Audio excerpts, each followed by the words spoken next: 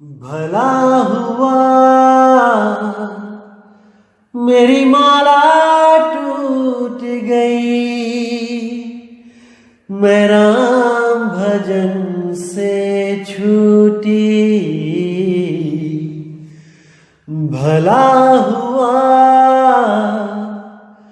मेरी माला टूट गई, मैं राम भजन से छूटी। मेरे सिर से टली बला, भला हुआ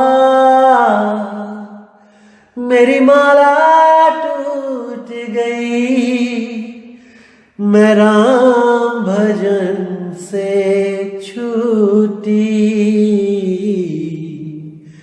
मैं राम भजन से छूटी। नमस्कार मेरे प्यारे भाइयों, मेरे परमात्मा के प्यारे जीव हंसों। आज जो मैं सत्संग करने जा रहा हूं, यह किसी वाणी पे नहीं होगा। आज बहुत ही इंपॉर्टेंट टॉपिक पे बात की जाएगी, जिसके बारे में कई दिनों से कुछ व्हाट्सएप ग्रुप्स पे बात चल रही थी। कुछ लोग शंका में थे, भ्रमित थे। आज उन लोगों की शंका और भ्रम पूरा खत्म कर दिया जाएगा, आप बिल्कुल चिंता ना करें। बात दरअसल दोस्तों ये है कि कुछ लोग जो खोजी जीव हैं, वो खोज करते करते कई आश्रमों में पहुंचे, जहां पर उन्होंने खोजबीन करी, पूछा कि आप कौन से पंथ से हो, क्या है, कैसे है इस आश्रम का सारा सिस्टम। तो वहां बैठे महात्माओं ने, साधुओं ने बताया कि हम मदन पंथ के प्रचारक हैं। तो उन लोगों को बड़ी खुशी हुई कि चलो हमारे यहाँ भी कोई घर के पास मदन साहिब का कोई पंथ चल रहा है, कोई साधु महात्मा बैठा है। लेकिन जब वो वहां पे थोड़ी देर बैठे और साधुओं की बातों पर ध्यान देना शुरू किया, तो उन्होंने देखा कि साधु महात्मा आपस में बातें कर रहे थे कि आज खाना क्या बनाया जाए, आज सब्जी क्या बनाई जाए। तो उनमें से एक साधु बोला कि आज बकरे का मीट बनाया जाए। और देखते ही देखते दोनों साधुओं ने जर्दे की पुड़ी निकाली और तंबाकू रगड़ के खाने लग गए। ये बात हिमाचल प्रदेश की है। तो वहां जो लोग गए थे, उन्होंने मुझे फोन करके बताया कि भाई आपके मदन पंथ में तो मीट, शराब, अंडा, दारू, जर्दा, तंबाकू, बीड़ी, ये सब चलता है। आप कहते हो कि मदन साहिब के पंथ में परमात्मा मिल जाएगा, लेकिन यहां तो साधु लोग ही भ्रष्ट हुए पड़े हैं। वही मीट मांस खा रहे हैं, दारू पी रहे हैं, तंबाकू खा रहे हैं, जर्दा खा रहे हैं। तो उनका तो अपना ही कल्याण नहीं हो पा रहा है, वो हमारा कल्याण क्या करेंगे। बिल्कुल सही बात है मेरे भाई, आपने ये जो बात बोली बिल्कुल सही बोली। आपको इसी बात से निर्णय कर लेना चाहिए कि उन लोगों के कितने संस्कार होंगे जो वो मीट मांस अंडा नहीं छोड़ पा रहे हैं। अरे आपसे भी कम संस्कारी हैं वो, बिल्कुल सत्य है ये। केवल सफेद कपड़े पहनने से कोई महात्मा नहीं बन जाता, केवल सफेद कपड़े पहनने से कोई साधु नहीं हो जाता, और मदन पंथ का ठप्पा लगाने से कोई मदन पंथी नहीं हो जाता। मदन पंथ का मतलब है मदन साहिब के बताए हुए मार्ग पे चलना। कबीर पंथ का मतलब है कबीर साहिब के बताए हुए रास्ते पे चलना। अगर कोई कबीर पंथी कबीर साहब के बताए रास्ते पे नहीं चलता, तो वो कबीर पंथी है ही नहीं, वो केवल और केवल बहरूपिया है। वो केवल अपने आप को कबीर पंथ का शो कर रहा है, असल में वो काल का ही दूत है। तो मैंने जैसे पहले भी बोला था कि कोई भी पंथ, जितने भी कबीर साहब ने पंथ चलाए थे, जितने भी संत महात्माओं को नाम दिया, उनके पंथों में काल के दूतों ने अपना कब्जा जमा लिया है। इसी तरह मदन पंथ में भी कोई कमी नहीं है काल दूतों की। ये आपने कैच करना है, ये आपने पकड़ना है कि आप कहां से जुड़ रहे हो। मैंने पहले भी सत्संगों में कहा है कि अगर कोई गुरु मीट खाता है, दारू पीता है, नशे करता है, तो वो गुरु नहीं हो सकता। अगर आप समझेंगे सत्संगों को मेरे, तो मैंने साफ लिखा है, गिरही होके कथे ज्ञान, अमली होके धरे ध्यान, साधु होके कूटे भग, कहें कबीर ये तीनों ठग। मैंने कभी नहीं कहा कि मदन पंथ में अगर कोई दारू पी रहा है, नशा कर रहा है, आप उसको गुरु धारण करोगे तो आपका कल्याण हो जाएगा, ऐसा मैंने कभी नहीं कहा। तो आपको इसी चीज से विवेक लगाना चाहिए कि वो संत महात्मा खुद कितना पहुंचा होगा जो आपको पहुंचाने की बात कर रहा है। तत्काल उस आश्रम को त्याग के अगला साधु खोजना शुरू कर दो, अगला गुरु धारण करना शुरू करो, तभी बात बनेगी मेरे भाई। नहीं तो ये खुद तो नरकों में जाएंगे और आप लोगों को भी ले जाएंगे। जब ये बातें व्हाट्सएप ग्रुप पे और फोन के द्वारा एक दूसरे को बताई जाने लगी संगत में, तो इसका फायदा वो लोग उठाने लगे जिनके गुरुओं का मैंने भांडा फोड़ रखा था, जिनके गुरुओं की मैंने असलियत खोली हुई थी। उन गुरुओं के चेले इस बात का नाजायज फायदा उठाने लगे कि देखो मदन साहिब के पंथ में सब साधु नशे करते हैं, सब मीट खाते हैं, दारू पीते हैं, और ऐसे ही भ्रमित करने लग जा रहे हैं सबको। अब आपने क्या करना है यहां पर? आपने अपने विवेक को जगाना है और आपने एक बार अपने आश्रम की तरफ झांक के देखना है कि हमारे आश्रम में क्या कोई अंडा खाता है, क्या मीट दारू हमारे आश्रम में कोई खाता है, कोई सिगरेट पीता है गुरु साहिबान? अगर ऐसा कोई गुरु करता है तो आप उसको तत्काल त्याग दीजिए। लेकिन आप किसी और गुरु का जो कर्म है वो किसी और गुरु पे लादने की कोशिश करोगे तो मेरे भाई ये ऐसे बात नहीं बनेगी। जो गलत कर रहा है वो अपने कर्म खराब कर रहा है, वो किसी का कुछ नहीं लेके जाएगा, ना ही वो किसी को कुछ देके जाएगा, चाहे वो गुरु है चाहे वो चेला। जो मीट खा रहा है, जो दारू पी रहा है, वो अपने कर्म खराब कर रहा है भाई, किसी और के नहीं। और सब अपने अपने कर्म भुगतेंगे, इसमें कोई दो राय भी नहीं है। एक डाल दो पंछी बैठे, एक गुरु एक चेला, गुरु की करनी गुरु भरेगा, चेले की करनी चेला। तो भाई जो लोग बाकियों को भ्रमित करने में लगे हैं, उन लोगों से मैं विनती करूंगा कि ये पाप कर्म ना करें। आपके गुरुओं के पास कितना ज्ञान था वो खुल गया है, उसकी खुंदक इन बातों को लेकर ना निकालें, क्योंकि हम खुद उसका बहिष्कार करते हैं मदन पंथ से, जो मीट और दारू खाता है, जो मीट और दारू पीता है। हम खुद नहीं उसको अपने पंथ में शामिल करेंगे। अगर हमें पता लगता है कि कोई भी ऐसा साधु मीट खाने लगा है, हम उसको बहिष्कार कर देंगे। 100% बहिष्कार होगा उसका, क्योंकि वो मदन पंथी है ही नहीं, वो कबीर पंथी है ही नहीं। इन बातों के अलावा भी मुझे बहुत कुछ सुनने में आया है कि कई लोग व्हाट्सएप ग्रुप पे ऐसे एक्टिव हैं जो उन लोगों को भ्रमित करने में लगे हैं जो अभी नए नए इस मदन पंथ में जुड़े हैं। वो उनको भ्रमित करने में कोई कसर नहीं छोड़ रहे हैं। कैसे भ्रमित करते हैं मैं उनका दांव-पेच आपको बता देता हूं, ताकि आप उन लोगों से सावधान रहें। वो लोग आपको कॉल भी करेंगे, वो लोग आपको मैसेज भी करेंगे। कुछ लोगों ने तो यहां तक अपनी शातिर बुद्धि लगा दी है कि एप्लीकेशनों के द्वारा फेक मैसेज, फेक स्क्रीनशॉट बना के मेरे नंबर पे, मेरा नंबर शो करके फेक मैसेज बना के लोगों में बांटना शुरू कर दिया कि देखो नितिन दास गाली देता है, नितिन दास ये करता है, नितिन दास वो कर रहा है, और उनके दिमाग में शक का बीज डालना शुरू कर दिया। पहली बात तो एक अच्छी तरह समझ लो मेरे भाइयों कि मैं यहां पर कोई गुरु बनने तो आया नहीं हूं। मैं यहां पर केवल सत्य और असत्य का भेद बताने आया हूं। जिसको समझ में आता है वो जुड़ जाए, जिसको नहीं समझ में आता है वो ना जुड़े। यहां कोई मैं गुरु बनने तो आया नहीं भाई। तो वो लोग क्या करते हैं, पहले आपके दिमाग में केवल एक शक का बीज डालते हैं, और आप स्क्रीनशॉट देख के सोच लेते हो कि हाँ भाई मैं नहीं बोला होगा। अब वो शक का बीज कब आपके दिमाग में पड़ गया ये आपको भी नहीं पता चलता।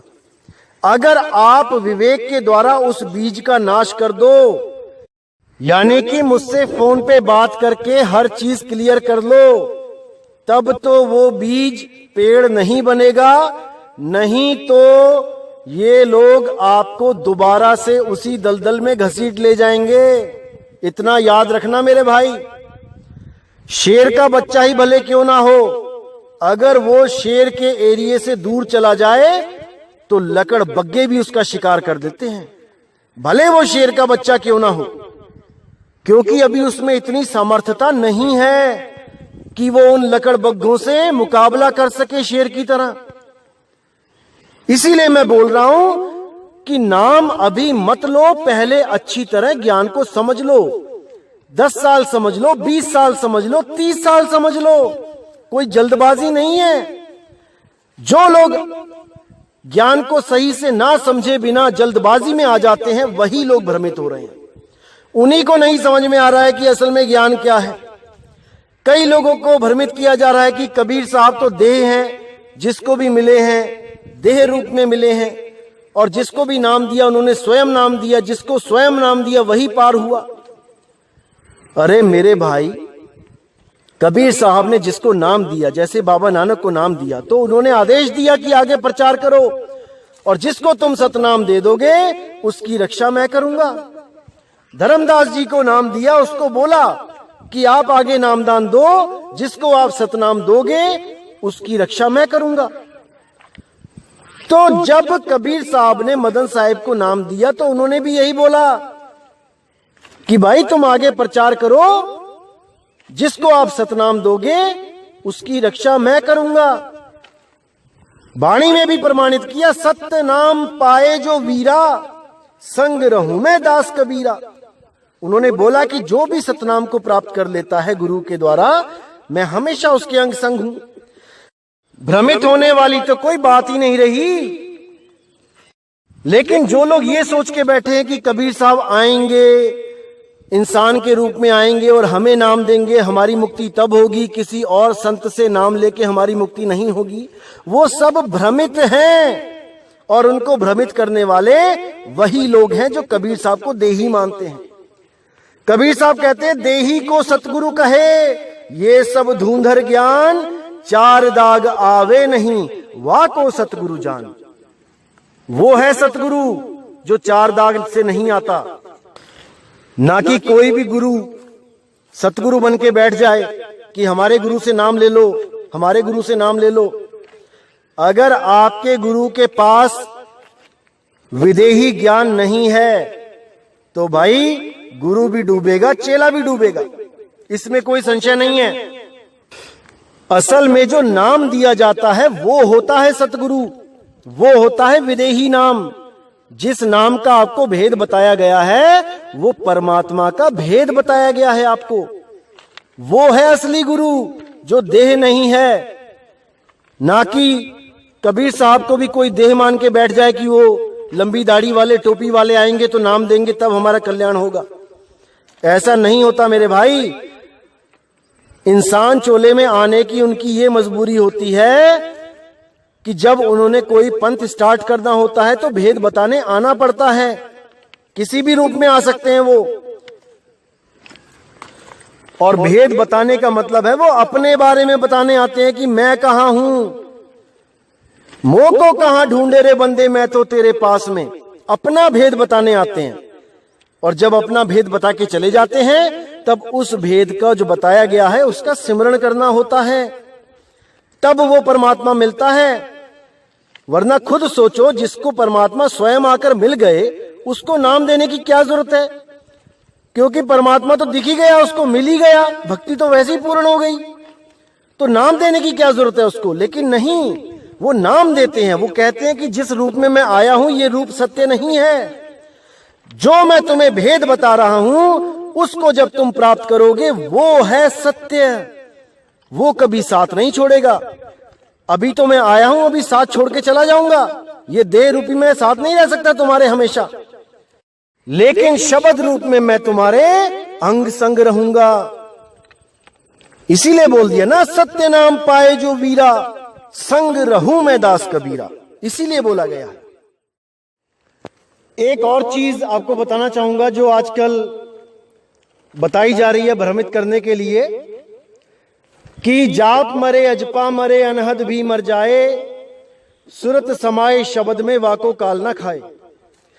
इस दोहे को गलत तरह से प्रेजेंट किया जा रहा है, जैसे आज तक किया ही जाता था।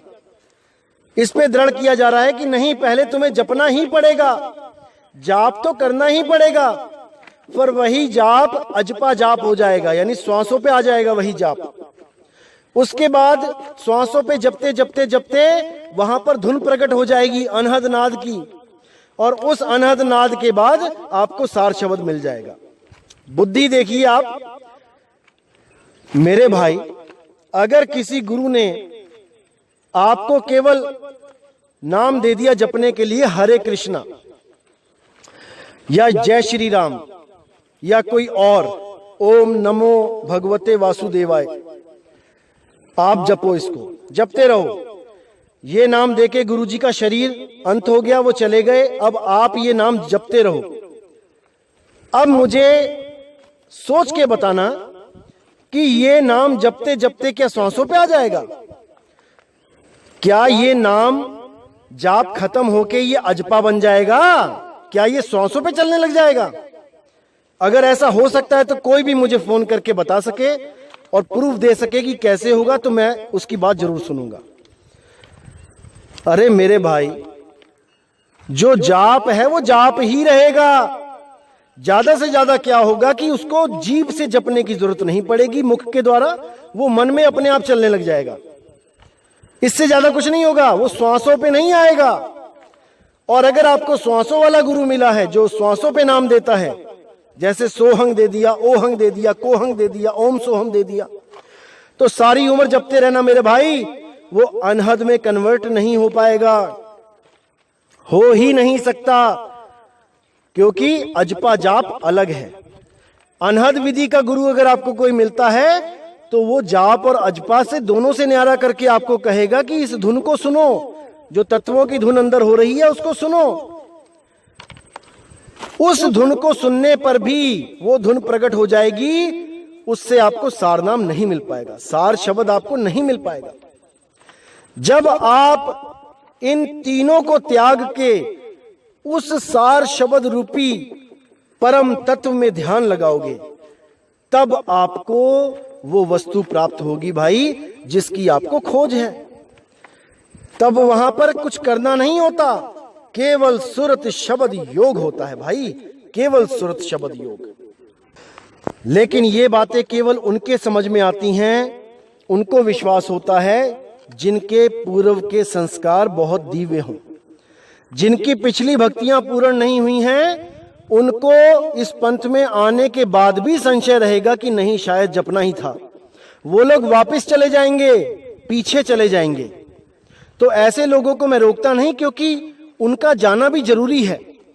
10वीं पास हुई नहीं, 11वीं में एडमिशन ले लिया और 10वीं का रिजल्ट आया, वो फेल हो गया, तो वो 11वीं में नहीं बैठेगा, उसको 10वीं में जाना ही पड़ेगा। जैसे आपने देखा होगा कई लोग, बच्चे क्या करते हैं, अभी रिजल्ट आता नहीं है और अगली क्लास में एडमिशन ले लेते हैं। जैसे कॉलेज में ले लेते हैं, 12वीं का रिजल्ट आया नहीं, कॉलेज में एडमिशन ले लिया, लेकिन 12वीं में ही फेल हो गए, तो वापस जाना पड़ेगा, जाना ही पड़ेगा। उसको कोई रोक नहीं सकता, मैं भी नहीं रोकता किसी को। कोई आता है वापस जाता है, जाओ, अपना जो फर्ज था मैंने निभा दिया। अब ये आपने देखना है कि आपने टिकना है कि नहीं टिकना है। जन्मों जन्मों से जो करते आए थे, अगर फिर वही करना है तो फिर से चले जाओ। जन्मों जन्मों से ये जाप अजपा अनहद का जो जाल है उसमें फंसते आए हो, अगर फिर फंसना चाहते हो फिर से चले जाओ। कोई मना नहीं करता मेरे भाई, कोई मना नहीं करता, क्योंकि ये मदन साहिब का पंथ है ही ऐसा पंथ कि यहां पर विवेकी जीव ही टिक सकते हैं। हजारों आए और हजारों चले गए, कोई गिनती नहीं है इस पंथ में आने और जाने वालों की। लेकिन टिकेगा वही जिस पर परमात्मा की दया होगी, जिस पर बंदी छोड़ ने हाथ रख दिया, वही जीव यहां पे टिक सकता है। देखा देखी आने वाले बहुत आते हैं यहां पर भी, ऐसा नहीं कि नहीं आते हैं, लेकिन वो टिक नहीं पाते, क्योंकि मैं पहले ही बोल चुका हूं कि इस पंथ को भीड़ की जरूरत नहीं है। इस पंथ को केवल उन शूरवीरों की जरूरत है जो परम विवेकी हैं, जिनकी पुरानी भक्तियां पूर्ण हो चुकी हैं। अगला कोर्स करने के लिए जो आना चाहता है वो ही आए, और अगर कोई दूसरा भी आता है तो वो टिक नहीं पाएगा। पहले पुरानी भक्तियां पूरी कर लो मेरे भाई, तब इस पंथ में आने की बात करना, विचार करना। एक और चीज मैं आपको बताना चाहूंगा भाइयों, कि जैसे कई YouTube चैनल वाले ये शो करने में लगे हैं, ये बताने में लगे हैं कि नितिन दास के गुरु ने तो मना किया है सत्संग करने को, और नितिन दास अपने मन से सत्संग करता रहता है। और उन्होंने शायद कोई ऑडियो या वीडियो भी लॉन्च करी है जिसमें गुरुजी कह रहे हैं, मैंने तो सुनी नहीं अभी, जिसमें गुरुजी कह रहे हैं कि नितिन और प्रचार मत करो, बहुत है, ज्यादा भीड़ नहीं चाहिए। इस बात को लेकर वो सब यही घोषित करने में लगे हैं कि नितिन दास गुरु की बात नहीं मानता। अब मुझे इतना दुख होता है उन लोगों पे, क्योंकि पहले तो बात यह है कि उनकी अपनी दुकानें टूट गई हैं, उनके ही भगत छोड़ छोड़ के उनको हमारे पास आ रहे हैं। एक तो ये गम उनको खाया जा रहा है, रात का खाना भी नहीं पचता उनको, यही सोच सोच के कि हो क्या रहा है हमारे साथ। और दूसरी प्रॉब्लम ये है कि इतने सालों तक तो कोई इनके झंडे को उखाड़ नहीं पाया, हमेशा डंका बजाते रहे ये 12वें पंथ वाले। लेकिन नितिन दास ने आके इनका झंडा जड़ से उखाड़ के फेंक दिया। 15-15, 20-20 साल पुराने वाले भगत जो थे वो भी आके गुरुजी से नामदान ले गए। इनको यही चिंता सताती रहती है, तो इनके दिमाग में हमेशा एक ही कीड़ा दौड़ता रहता है कि कैसे नितिन को बदनाम किया जाए, ताकि लोग इसके पीछे लग के इसके गुरु से नाम ना लें। पूरा पूरा दिन यही सोचते रहते हैं, इसी सिमरन में रहते हैं, यही ध्यान करते रहते हैं। परमात्मा का नाम तो बहुत पीछे छूट गया उनसे। अब तो खाना हजम नहीं हो रहा उन लोगों को कि ये कहां से आ गया, इसने तो बाल की खाल निकाल के रख दी है। तो ऐसा गम उन लोग को होता है। आपको क्लियर कर दूं मेरे भाई कि एक कपटी इंसान, जो मैं पहले भी बता चुका हूं स्वयंभू आत्मज्ञानी के बारे में, जब उसने आके गुरुजी से नाम लिया और उसके बाद YouTube चैनल बना के कबीर साहब के बारे में उल्टा पुल्टा बोलने लगा, उस बात से गुरुजी हमेशा मुझे ये बोलते हैं कि ऐसे बंदों को क्यों लेके आते हो, इनको परख लिया करो, अच्छी तरह समझ लिया करो। तो उसी के कारण गुरुजी ने उस दिन बोला कि जिसको भी भेजते हो सोच समझ के भेजो, इतनी भीड़ में वो लोग भी आ जाएंगे जो बाहर से कुछ और अंदर से कुछ और होते हैं। इसलिए गुरुजी ने बोला कि प्रचार बहुत हो गया, अब रहने दो, वरना इसका नुकसान भी हो सकता है ऐसे लोगों का इस पंथ में एंटर होने के बाद। लेकिन आप लोग को बता दूं कि गुरुजी कभी प्रचार के विरोध में नहीं होते। वो ये कहते हैं कि परख लो उस आदमी को जो भी आपके साथ आना चाहता है, अच्छी तरह जांच पड़ताल कर लो कि ये कहीं काल का दूत तो नहीं है। बस वो जो गलती मुझसे हुई, भावुक होके मैंने उसको अपना भाई समझ के इस पंथ का ज्ञान पकड़ाया, उसको सारा जोड़ा उसको, ये जो मुझसे गलती हो गई, इस कारण गुरुजी मुझे कहते रहते हैं बीच बीच में कि भाई होशियार रहो, होशियार रहो। अगर गुरुजी इस पंथ के, इस प्रचार के खिलाफ होते तो आप लोग खुद सोचो कि अभी गुरुजी कर्नाटक गए, बंबई गए, पुणे गए, अहमदाबाद में जाके कितने जीवों को नाम दिया। तो अगर वो प्रचार के खिलाफ होते तो वो नाम देने क्यों जाते? थोड़ी सी बुद्धि लगा लो मेरे भाई, थोड़ी सी, ज्यादा लगाने की जरूरत नहीं है, क्योंकि ज्यादा तो आपके पास है ही नहीं। अगर होती तो इतनी बात ही ना करते। अरे मेरे भाई, संतों का काम ही प्रचार करना है, प्रचार को रोकना नहीं होता संतों का काम। लेकिन संत हमेशा यही चाहते हैं कि जो भी जीव आए वो निर्मल हृदय वाला हो, खोजी जीव हो, उसको कुछ चाहिए हो, प्राप्ति करने के लिए आए, ना कि केवल भेद लेके एंटी पार्टी बनने के लिए आए। ऐसे जीवों से कबीर साहब तक ने सावधान रहने के लिए बोला, धर्मदास तुझे लाख दुहाई, सार नाम बाहर ना जाई। अब इसका मतलब ये नहीं कि कबीर साहब कह रहे कि धर्मदास तुम सार नाम का प्रचार मत करना, सार नाम बाहर मत जाने देना, ऐसा नहीं है। गुरुमुख को तुम देव बताई, कपटी से तुम राख छुपाई, साफ बोला उन्होंने। तो ये जो भ्रम फैलाया जा रहा है, आप लोग इससे बच के रहें। अगर आपको कोई और प्रॉब्लम है, इस पे यकीन नहीं होता, तो आप मुझे फोन कर लेना। मैं आपको डेट बता दूंगा कि मैं कब गुरुजी के साथ होऊंगा। आप फोन कर लेना, उस वक्त मैं आपकी गुरुजी से बात करा दूंगा। क्योंकि ये लोग यही चाहते हैं कि आपके दिमाग में कैसे भी एक कीड़ा छोड़ दिया जाए, एक बीज फेंक दिया जाए संदेह का, अविश्वास का, ताकि उसमें धीरे धीरे पानी लगा लगा के उसको एक दिन ये पेड़ बना दें और मदन पंथ से आपको विमुख कर दें। क्योंकि काल के दूतों के पास अब और कोई दाव बचा ही नहीं है खेलने को। क्योंकि ये जो ज्ञान प्रकट हुआ है, इसके आगे उनकी दाल नहीं गलने वाली। तो मरता क्या ना करता, कुछ तो करना ही ना भाई। इन लोगों ने भी, ये लोग भी तो जीवित रहने के लिए कुछ ना कुछ करेंगे। तो इसीलिए आप लोग को बताया जा रहा है कि सावधान रहो मेरे भाई। मदन पंथ में आना आसान है, इसमें टिकना बहुत मुश्किल है। इसमें वही टिक सकता है जो पूर्ण विवेकी है और जो किसी के भरमाने पे नहीं भरमता। और जो भरम जाए वो इस पंथ के काबिल ही नहीं था। वो गलती से आ गया था और वो चला गया। इसमें कोई दो राय नहीं है, ना ही इसमें कोई दुख करने वाली बात है। कई गुरु भाई दुखी हो जाते हैं कि देखो हमारा एक भाई और छोड़ के चला गया। जाने दो, अरे जन्मों जन्मों से खोजता फिर रहा है वो। आज यहाँ पे आया है, छोड़ के गया है, अगले जन्म में फिर आएगा भटकता हुआ। क्योंकि परमात्मा ने उसको मौका देना है, ऐसा नहीं है कि नहीं देना है। लेकिन 84 भोगने के बाद फिर आएगा इंसान बनके, फिर देखेगा कहाँ है सच्चा पंथ। सच्चे पंथ में आकर भी वापस चला गया तो दोबारा 84 में चला जाएगा, फिर ढूंढता हुआ आएगा। ये तो चलता ही रहेगा जब तक वो अटल होकर सच्चे नाम में, सच्चे पंथ में, उस नी अक्षर नाम में अपनी सूरत नहीं टिकाएगा, तब तक वो जाता आता ही रहेगा। इसमें कोई दुखी होने वाली बात नहीं है। ये तो नियम बना हुआ है कि सत्य के पास जाओगे तो मुक्त हो जाओगे, सत्य से दूर जाओगे तो भ्रमित हो जाओगे। लेकिन जो संस्कार होंगे वो दोबारा खींच के लेके आएंगे सत्य की तरफ। अगर फिर दूर चले जाओगे तो फिर भटक जाओगे। वो तो कानून बना ही हुआ, इसमें कोई दो राय तो है नहीं। बिना सत्य की प्राप्ति के मुक्ति किसी को हो ही नहीं सकती, बस आता जाता रहेगा वो। जब कोई साधु संत ऐसा मिल गया जिसके पास सार शब्द का भेद है, वो भेद प्राप्त किया, भक्ति करी और निकल गए यहां से।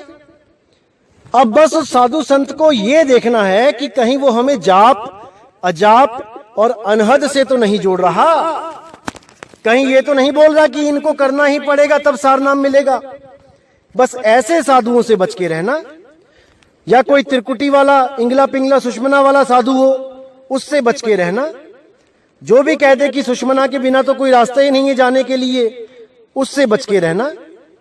क्योंकि वो दरवाजा परमात्मा का तो न्यारा है, काल का दरवाजा है सुषमना द्वार, जहां पर वो अंदर बैठा है गुरु रूप में भरमाने के लिए। उस दरवाजे पे ताला ही लगा रहने दो और जो असली दरवाजा है वहां से निकल जाओ। बिल्कुल सिंपल। तो दोस्तों, यही मैं बताना चाह रहा था कि इन काल दूतों के पास अब कोई हथियार तो बचा नहीं है, क्योंकि इनकी सारी राम कहानी खोल दी गई है। अब इनके पास केवल एक हथियार है कि कैसे भी इसको बदनाम करें और ये जो बंदे जोड़ता है अपने पंथ से उनको हम तोड़ दें। और कोई हथियार नहीं इनके पास। और मौका आप दोगे तब ये आप पे वार कर पाएंगे। अगर आप पहली बार में ही इनको लताड़ दोगे, जैसे ही आपको कोई कुछ भेजता है आप उसको ब्लॉक कर दोगे, जैसे ही कोई आपको भ्रमित करने के लिए फोन करता है आप उसको डांट दोगे, तो ये कुछ नहीं कर पाएंगे। क्योंकि आप इनसे ज्ञान पूछोगे तो ये ज्ञान नहीं बताएंगे, कि क्या ज्ञान है। ये केवल और केवल मेरा नाम लेके मुझे बदनाम करके आपके दिल में मदन पंथ के लिए संशय पैदा करेंगे। केवल और केवल यही काम है इनका और कुछ नहीं। आप इनसे पूछोगे ना भैया तुम ज्ञान बता दो, तो कुछ नहीं बताएंगे, क्योंकि बचा ही नहीं कुछ बताने के लिए। और अगर बताएंगे भी तो ध्यान से समझना, क्या बोलेंगे कि भाई मंत्र तो जपने पड़ेंगे, 52 अक्षर तो जपने पड़ेंगे, इंगला पिंगला सुषमना में तो जाना पड़ेगा। और वो वाली वाणियां दिखाएंगे जो मैंने पहले आपको बताया था कि किसी को, अज्ञानी जीव को ज्ञानी बनाने के लिए पहले उसको बैठाना पड़ता है अपने पास। बैठाने के लिए वाणियां कुछ और हैं, समझाने के लिए वाणियां कुछ और हैं, और मूल ज्ञान को प्राप्त करवाने के लिए वाणियां कुछ और हैं। तो नीचे के लेवल की वाणियां दिखा दिखा के ये आपको कहेंगे कि देखो कबीर साहब ये कहते हैं, लेकिन नितिन दास कहता है ये नहीं करना है। नितिन दास तो कबीर साहब के खिलाफ जा रहा है। मेरे भाई, मूल ज्ञान का जो गुप्त ज्ञान है वो मैंने 103 और 104 नंबर ऑडियो में सत्संग में बता रखा है। आप पहले 103 और 104 को अच्छी तरह समझ लो, उसके बाद मूल ज्ञान की बात करो कि मूल ज्ञान की वाणी कौन सी है और पवित्र ज्ञान की वाणी कौन सी है। दोनों में आपस में मैच नहीं हो सकता। जैसे मैंने आपको पहले भी उदाहरण दिया था कि दुनिया वालों के लिए सूरज पूरब से उगता है और पश्चिम में ढलता है। ये बच्चों वाला ज्ञान है जो सारी दुनिया को पढ़ाया जाता है। लेकिन जब आप नासा में एडमिशन ले लोगे, नासा के वैज्ञानिकों के साथ काम करोगे, तब आपको पता चलेगा कि सूरज ना तो कभी उगता है ना कभी ढलता है। वो उगने और ढलने से परे है, वो हमेशा प्रकाशित रहता है। तो दोनों ज्ञान आपस में मैच नहीं करते। लेकिन अगर नासा वाले वैज्ञानिक को कोई ये भ्रमित करने लग जाए कि देखो सूरज तो पूरब में उगता है पश्चिम में ढलता है, देखो किताबों में लिखा है, तो अगर वो वैज्ञानिक भ्रमित हो जाए तो भाई वो नासा के काबिल ही नहीं था। इसी प्रकार अगर निचले स्तर की वाणियां देख के आप भ्रमित हो जाते हो तो आप मूल ज्ञान के लायक ही नहीं थे। आप में विश्वास की कमी थी, इसलिए आप छोड़ के गए हो।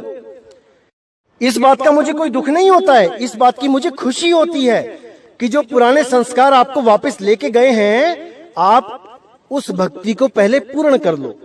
आप जाओ, नाम जपो, 8 साल 10 साल 20 साल नाम जपो। जब वो भक्ति आपकी नाम जाप की पूर्ण हो जाएगी, जब आपको समझ में आ जाएगा कि भैया कुछ नहीं मिल रहा है इससे, तब आप आना, दोबारा आ जाना। दरवाजे बंद नहीं होंगे आपके लिए, कभी भी आ सकते हो। परमात्मा के दरवाजे बंद करने वाले हम कौन होते हैं?